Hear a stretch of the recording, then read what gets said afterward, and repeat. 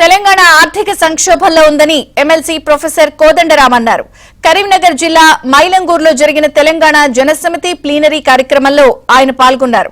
Kaleshwaram project నిర్మాణం సరిగా జరగలేదని, కానీ కాంట్రాక్టర్లు మాత్రం బాగుపడ్డారని ఆరోపించారు. కాళేశ్వరం ప్రాజెక్టు విషయంలో అవినీతికి పాల్పడిన వారిని కఠినంగా శిక్షించాలని డిమాండ్ చేశారు.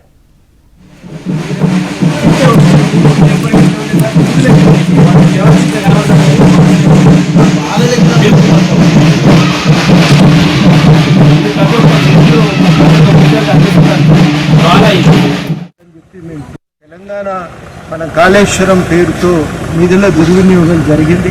ఆ కాళేశ్వరం ప్రాజెక్టు కుంగిపోయి దాంట్లో నిర్మాణపరమైన లోపాలు ఉన్నాయి. సరి అయిన ప్రమాణాలకు తగ్గట్టుగా డిజైన్ సరిగ్గా చేయలేదు. ఆ డిజైన్ మాత్రమే కాదు, నాణ్యతను పాటించలేదని ఇప్పటికే కమిటీలు నివేదికనిచ్చినాయి.